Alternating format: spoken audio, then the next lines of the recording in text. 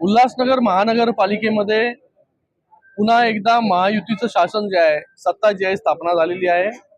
महायुतीचेच महापौर आणि उपमहापौर या ठिकाणी विराजमान झालेले आहेत। शिवसेनेचे महापौर आणि भारतीय जनता पार्टीचे उपमहापौर या दोघांना देखील मी खूप खूप अभिनंदन दोघांचं करतो, खूप खूप शुभेच्छा देतो। आणि महापौरपदी लाडकी बहीण या ठिकाणी विराजमान झालेली आहे। खास करून तिचं खूप खूप अभिनंदन करतो, तिला खूप खूप शुभेच्छा देतो की लाडकी बहीण योजना तर सरकारने आणली, पण आज लाडक्या बहिणीच्या हातामध्ये खऱ्या अर्थाने नेतृत्व देण्याचं काम जे आहे ते उल्हासनगर महानगरपालिकेमध्ये झालेलं आहे।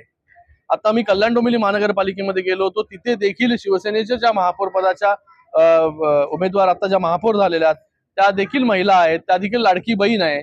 आणि ठाणे महानगरपालिकेचा गाडा देखील लाडकी बहीणच हाकणार आहे। म्हणजे ठाणे, कल्याण डोंबिवली, उल्हासनगर या सगळीकडे लाडक्या बहिणींच्या हातामध्ये जे आहे नेतृत्व देण्याचं काम आज माननीय मुख्य नेते उपमुख्यमंत्री एकनाथजी शिंदे साहेबांनी या ठिकाणी केलेलं आहे।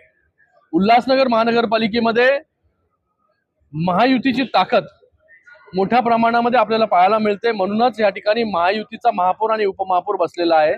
महायुतीच्या माध्यमाने ज्या प्रकारे केंद्रामध्ये माननीय नरेंद्र मोदीजींच्या नेतृत्वाखाली आम्ही सगळे लोक काम करतो, राज्यामध्ये माननीय मुख्यमंत्री देवेंद्र फडणवीस जी असतील किंवा उपमुख्यमंत्री एकनाथजी शिंदे साहेब असतील त्यांच्या नेतृत्वामध्ये आम्ही काम करतो। आज या उल्हासनगर महानगरपालिकेमध्ये देखील महायुतीचे महापौर आणि उपमहापौर यांच्या नेतृत्वाखाली आजपासूनचा कारभार जो आहे तो या ठिकाणी सुरू होणार आहे। मी दोघांनाही खूप खूप शुभेच्छा देतो की या उल्हासनगरसाठी चांगल्या पॉलिसीज या ठिकाणी घेऊन या, चांगल्या योजना या ठिकाणी घेऊन या आणि त्यांच्या मागे आम्ही सगळे लोकप्रतिनिधी जे आहोत पूर्ण ताकदीने उभे राहू।